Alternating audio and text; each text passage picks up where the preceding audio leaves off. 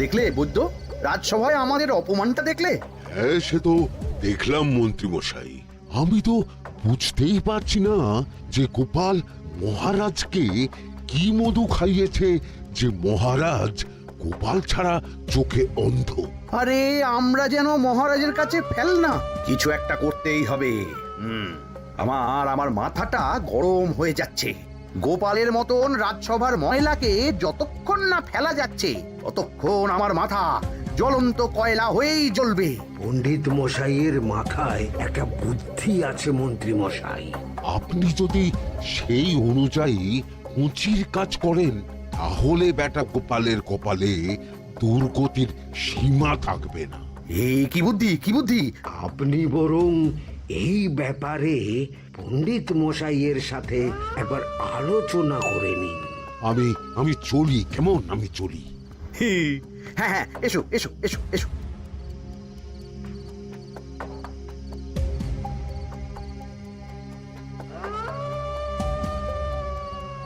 আরে ওই তো আমার বাঁ হাত ঘটা আসছে, বেটাকে দিয়ে একটা কাজ করাতে হবে। এ কি মন্ত্রী মশাই, আপনি এখানে দাঁড়িয়ে কি করছেন?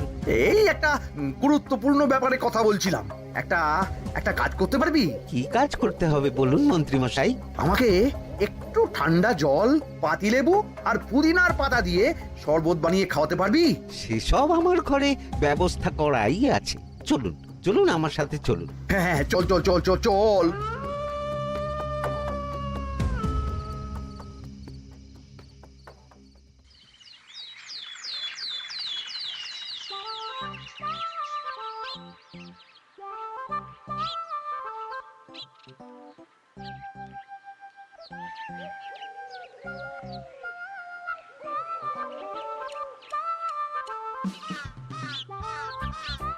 কি ব্যাপার পণ্ডিত, এত গুম মেরে আছো কেন? সকাল সকাল গিন্নি খুব বকেছেন মনে হচ্ছে। গিন্নির বাক্য সুধায় কান ভরে গেছে, আর কিছুই কানে ঢুকছে না। আরে দাঁড়াও দাঁড়াও পণ্ডিত, দাঁড়াও জ্যোতিষী। পণ্ডিত তো আমার কথা শুনতেই পেল না মনে হচ্ছে। তুমি তো দূর থেকে বলেছো, আমি তো বলেছি পাশ থেকে, তাতেও শুনতে পাইনি। কানের পোকা হলো নাকি? কি গো পণ্ডিত, ব্যাপার কি? কেমন বুঝছো? এ তো ভয়ানক কর্ণকোষ্ঠবদ্ধতার লক্ষণ। তুমি কচু বুঝেছো? আমার হয়েছে কর্ণগোপাল, তোমাদেরও হতো, কিন্তু তোমাদের দোকান কাটা বলে হয়নি। তুমি আমাদের অপমান করছো। তোমাদের অপমান বোধ থাকলে কোনো শব্দই কানে ঢুকতো না, শুধু একটাই শব্দ কানে বাজতো, গোপাল গোপাল গোপাল।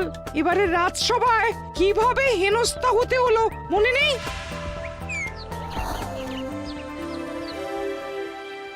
মহারাজ, একটা ভিক্ষা আছে। ভিক্ষার জন্য কৃষ্ণনগরের রাস্তাই সবচেয়ে উপযুক্ত জায়গা গোপাল, তুমি বরং সেখানেই যাও। মন্ত্রী, মন্ত্রী মশাই ঠিকই বলেছেন মহারাজ। যে যার নিজের জায়গা থেকে কথা বলে। কুকুর বলে ভৌ ভৌ, বেড়াল বলে মিউ মিউ, কাক বলে কা কা। মন্ত্রীর ভিক্ষার জায়গা কৃষ্ণনগরের রাস্তা, আর গোপালের ভিক্ষার জায়গা মহারাজ কৃষ্ণচন্দ্রের দুয়ার। বলো কি ভিক্ষা? বাড়িতে পুজো আছে মহারাজ, খরচা অনেক, কিছু ঋণ আবশ্যক। যদি 100 মোহর। ঋণ তোমাকে আমি দিতে পারবো না গোপাল। পুজো উপলক্ষে তোমাকে আমি 100 মোহর দিলাম। মহারাজ, আমিও ঠিক এই কথাটাই বলতে যাচ্ছিলাম। আমরাও তাহলে বাড়িতে পুজো করব। পুজোর জন্য আমাদের অনেক খরচ, তাই যদি... অবশ্যই অবশ্যই, কত ঋণের প্রয়োজন খাজাঞ্চির কাছ থেকে নিয়ে নিও, সুদটা আমি মাফ করে দিলাম। মহারাজ, গোপালকে দান আর আমাদের ঋণ? হ্যাঁ, কারণ তোমরা নিজেরা খাবে, কিন্তু গোপাল অন্যদের খাওয়াবে। গোপালের মতো মানুষের সঙ্গে থাকাই হলো রাজধর্ম। কিন্তু তাছাড়াও তোমরা হলে 80 যাই বেতন পাই দলের লোক। গত 1 বছরে তোমার কোন মন্ত্রণা দেশের কাজে এসেছে? পণ্ডিত কোনো নতুন তত্ত্ব শুনিয়েছে? জ্যোতিষী কোনো অমোঘ ভবিষ্যৎবাণী করেছে? আর বৈদ্য 3 বছর ধরে আমার হাঁটুর ব্যথা সারাতে পারেনি। কিন্তু গোপাল, গোপালের ভাঁড়ে হাস্যরসের কখনো অভাব হয়নি। মনে আছে? আছে। কিন্তু করার তো কিছু নেই। আছে। কিছু ভেবেছো নাকি পণ্ডিত? তোমাদের মনে আছে মহারাজ মোহর দেওয়ার পর গোপাল সেদিন বলেছিল, কি গোপাল, খুশি তো? মহারাজ, আপনি আমাকে এক মুঠো ধুলো দিলেও আমি খুশি। সেই ধুলো মুঠোই আমি সোনা মুঠো করে ফেলবো। মনে নেই আবার? একটু ঝেড়ে কাশো তো দেখি পণ্ডিত, কি ভেবেছো? যা হবে দেখতেই পাবে।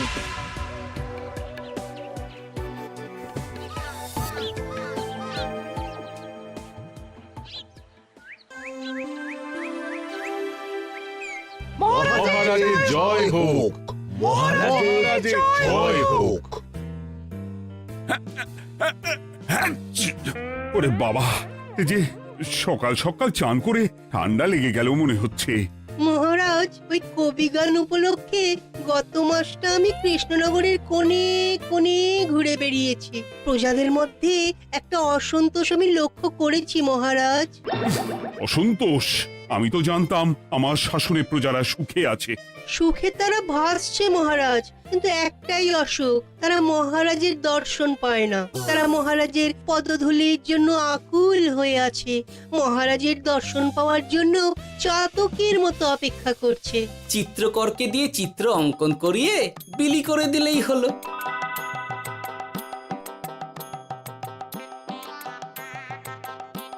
খুব ধুলো হয়েছে মহারাজ, কিন্তু এত ধুলো। কালকের ঝড়ে ঢুকেছে। ঝাড়ুদার,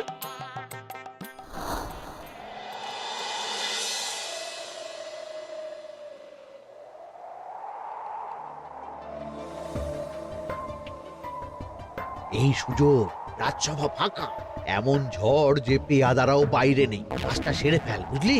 কিরে, কাজটা কর।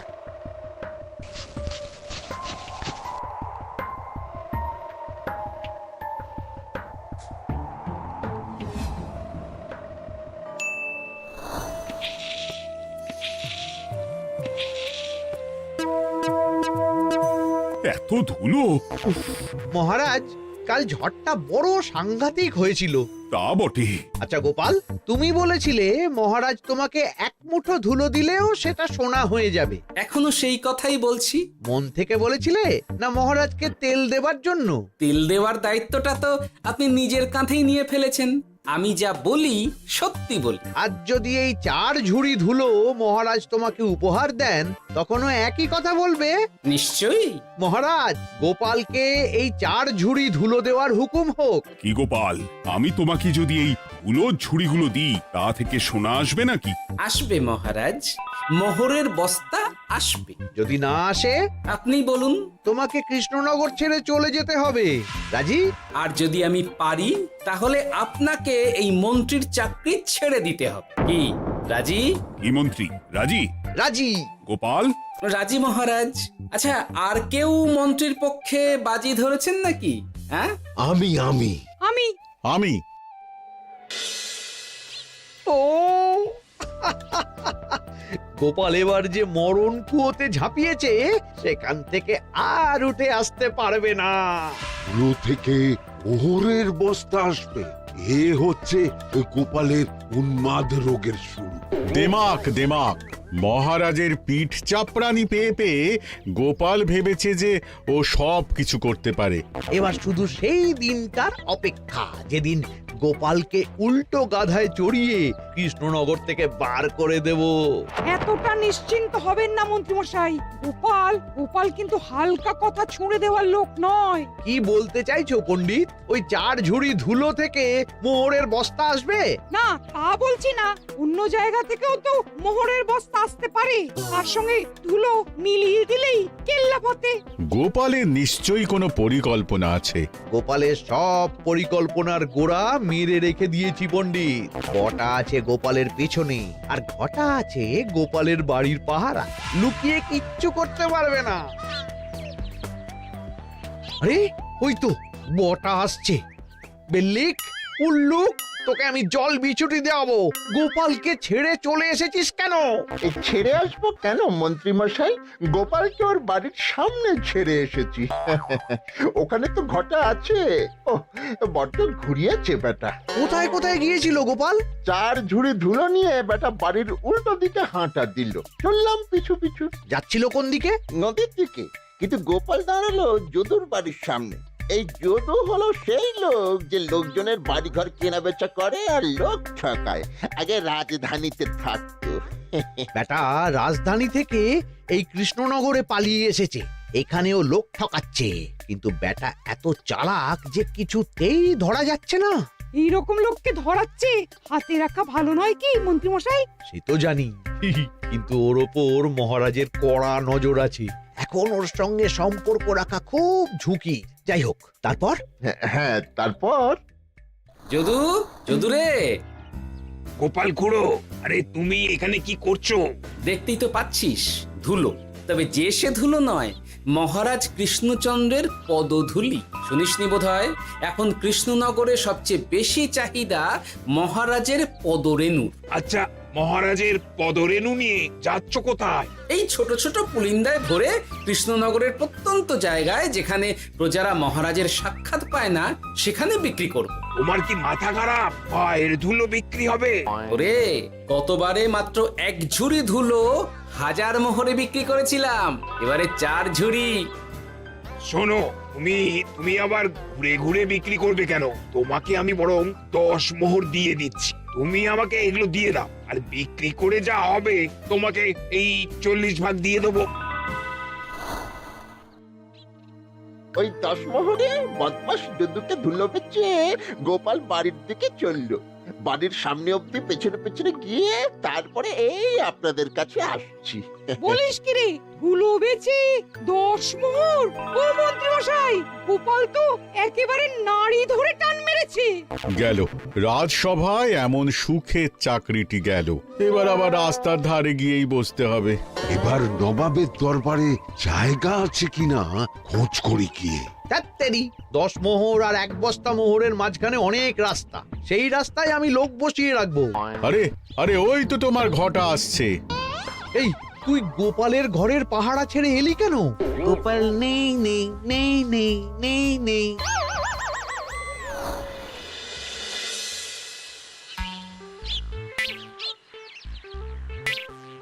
আরে, ভয় পেলি নাকি? না না না না না, ভয় পাবো কেন? শোন, তোকে পেয়ে আমার খুব ভালো হলো বুঝলি। তোকে আমার একটা কাজ করতে হবে। বলো বলো। আসলে বুঝলি, আমার না গিন্নিকে নিয়ে তার বাপের বাড়ি যাওয়ার কথা ছিল, কিন্তু হঠাৎ বিশেষ কাজে আমাকে খামবাজে চলে যেতে হচ্ছে। এখন আমি গিয়ে গিন্নিকে বললে বুঝতেই পারছিস কুরুক্ষেত্র হয়ে যাবে একেবারে। তাই আমি কাউকে খুঁজছিলাম যে আমার বাইরে যাওয়ার খবরটা আমার গিন্নিকে গিয়ে দেবে। তুই পারবি বাবা ঘটা? ওরে বাবা!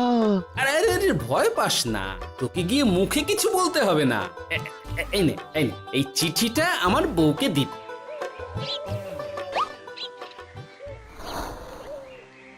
কৃষ্ণনগর ছেড়ে চুপি চুপি চলে যাচ্ছি, চালাকিটা দেখেছেন? ওসব চালাকি আমি তুড়ি মেরে উড়িয়ে দেব। কি করবেন? চারিদিকে আমি অশ্বারোহী গুপ্তচর পাঠাচ্ছি। গোপালকে কোনো চালাকি করতে দেব না।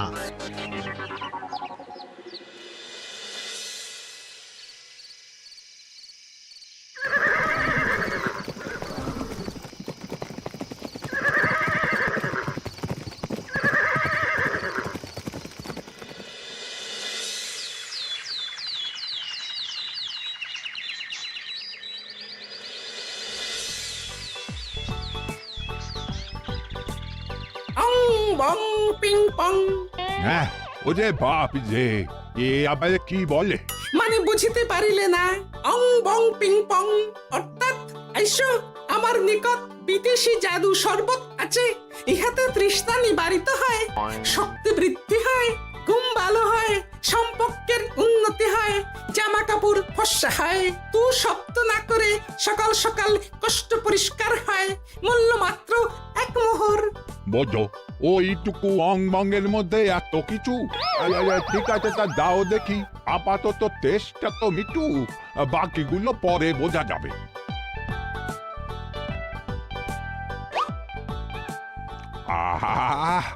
বড় ভালো খেতে তো আহ, ঠং ঠং অর্থাৎ শক্তি বৃদ্ধি হলো। হ্যাঁ, হ্যাঁ, মনে হচ্ছে গায়ে যেন দুগুণ বল পাচ্ছি। কি হয়েছে ভাই? এ কে? এ ভিন দেশ থেকে জাদু শরবত নিয়ে এসেছে গো। জাদু শরবত ভিন দেশ? একেবারে বহু ভুজা শরবত। খেলে তেষ্টা যাবে, গায়ে জোর হবে, ঘুম হবে, সম্পর্ক ভালো হবে, জামা কাপড় ফর্সা হবে, সকালে হ্রাস করে পেটও পরিষ্কার হবে। সে কি? দাও গো ভাই, আমাকেও দাও। গুড় জল, সঙ্গে একটু ভাজা মশলা, আমচুর আর বিট নুন, শুদ্ধ দেশি জিনিস।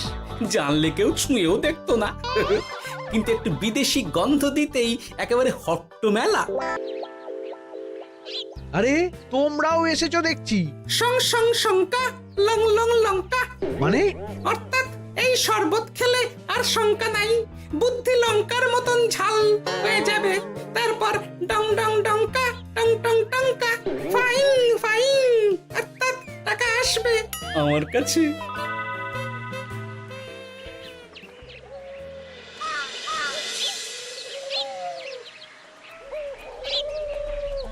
ঝপ ঝপ ঝপাং, ভট ভট ফটাং, অর্থাৎ উহাকে দৌড়িয়েছো কেন?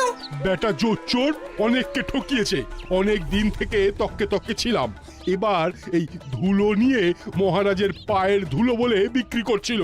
একটা বেনামি চিঠিতে খবর পেয়ে বেটাকে ধরেছি। ব্যাং ব্যাং বিগ ব্যাং, অর্থাৎ বাহ বাহ বাহ বাহ। বেনামি চিঠিটা আমি দিয়েছিলাম বাবু। বাবা যদু, তুমি সেই রাজধানী থেকে কৃষ্ণনগর অবধি মানুষকে অনেক খোল খাইয়েছো। তুমি এতদিন ঘুঘু দেখে এসেছিলে বাবা, এবার গোপাল নামক ফাঁদটা দেখলে। কতবার বলবো এইসব ধুলো আমি গোপালের কাছ থেকে কিনেছি। যা বলার ওই বিচারের সময় মহারাজকে বলবি। চল চল চল চল চল।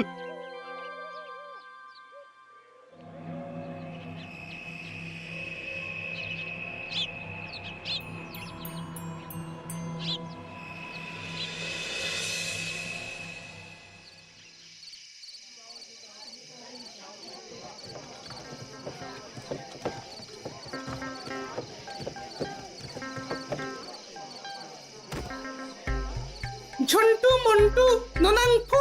নাও ঠেলা। সাহেব বলে কি ফু দিয়ে দিতে হবে? কি বলছো সাহেব? বুঝতে পারছি না, কোথায় ফু দেব? ঝন্টু মন্টু ননাংফু, অর্থাৎ লবণ আছে? আছে আছে সাহেব আছে। কত লাগবে?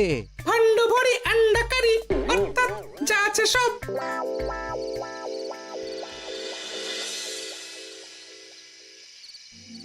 ব্যাস, মোটামুটি আশেপাশে সব দোকানের নুন এখন আমার জিম্মায়। এবার আসল মজা শুরু হবে।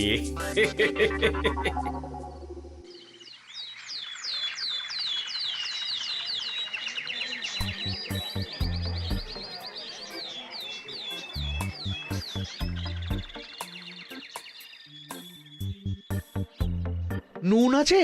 না হুজুর, গোটা কৃষ্ণনগরেই নুন নেই। ওই দেখো, পুরো রাজসভাই বাজারে জড়ো হয়েছে। শান্তামনা, শান্টু মন্টু। এ আবার কি বলছে রে বাবা? শান্তামনা, শান্টু মন্টু, অর্থাৎ জনগণ শ্রবণ করুন। নান্টু কান্টু, নুন কি নেবেন? আন্টু আন্টু, আসুন আসুন। আমার আমার এক সের নুন লাগবে। শান্টু, অবশ্যই 100 লবণ 10 মোহর। এক সের 10 মোহর? 10 মোহর লইবেন না লইবেন না? না, নেব না। উত্তম উত্তম, গান্ডা পিণ্ডে ঢিসুম ঢিসুম, অর্থাৎ তাহা হইলে নুনের বদলে গৃহিণীর প্রহার ভক্ষণ করুন। আমাকে এক সের নুন দিন। আমাকেও আমাকেও। নুন ছাড়া বাড়ি ফিরলে গিন্নি ঘর ছাড়া করবে আমাকে। শুনলাম কৃষ্ণনগর থেকে নুন উধাও। আছে মহারাজ, আছে। কৃষ্ণনগরের সব লবণ আমার নিকটে আছে। 110 মোহর। এত দাম? দাম তো হবেই মহারাজ। লবণ ছাড়া রান্না কেমন হবে ভাবিয়া দেখুন। ঠিকই বলেছ। রাজপাকশালেও তো রান্না বসেনি। 100 সেরের মতন রাজপ্রাসাদে পাঠিয়ে দাও। 1000 মোহর দিয়ে দাও।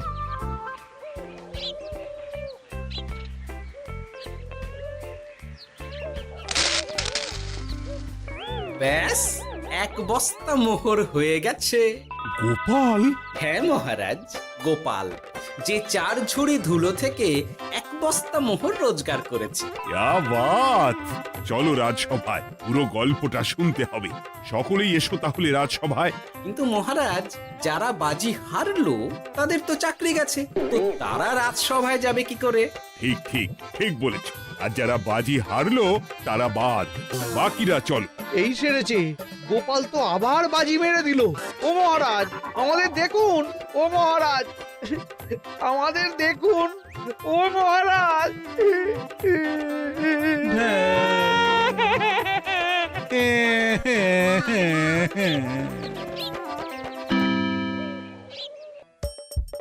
হাসির রাজা, জ্ঞানের রাজা, রসিক রাজা।